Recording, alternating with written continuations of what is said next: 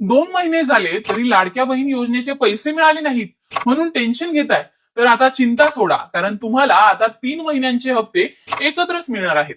म्हणजेच तब्बल एकाच वेळी 4,500 रुपये लाडक्या बहिणींच्या खात्यामध्ये जमा केले जाणार आहेत. त्यामुळे लाडक्या बहिणींना रखडलेला निधी मिळण्याचा मार्ग मोकळा झालाय.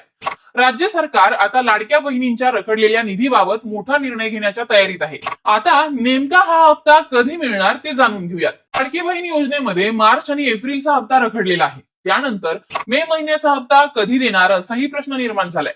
त्यातच आता लाडक्या बहिणींना 3 महिन्यांचे पैसे एकत्रित दिले जाणार आहेत. म्हणजेच एकाच वेळी त्यांच्या खात्यात 4,500 रुपये हे जमा केले जाणार असल्याची माहिती महिला व बालविकास विभागातील वरिष्ठ सूत्रांनी दिल्याची माहिती समोर आली आहे.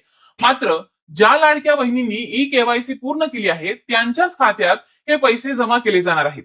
सध्या लाभार्थ्यांची तांत्रिक पडताळणी केली जात आहे. ही पडताळणी पूर्ण झाल्यानंतर लगेच पैसे त्यांच्या खात्यात जमा होतील अशी माहिती देखील प्रशासनाकडून देण्यात आली आहे. 16 मेला प्रशासकीय अधिकारी मोठा निर्णय घेणार असल्याचं सांगण्यात येत आहे. हा निर्णय झाल्यानंतरच महिलांच्या खात्यामध्ये प्रत्यक्ष पैसे जमा केले जातील.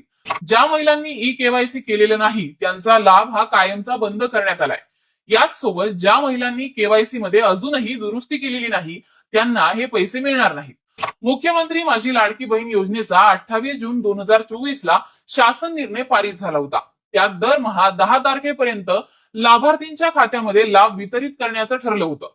पण लाभार्थींना बहुतेक वेळा त्या तारखेला लाभ मिळालेलाच नाही. आता तर 3 महिने उलटले आहेत, त्यामुळे महिलांना लाभाची प्रतीक्षा आहे. मात्र आता नेमके 2 महिन्यांचे रखडलेले हप्ते महिलांना मिळणार की 3 महिन्यांचे तेच पाहावं लागणार आहे.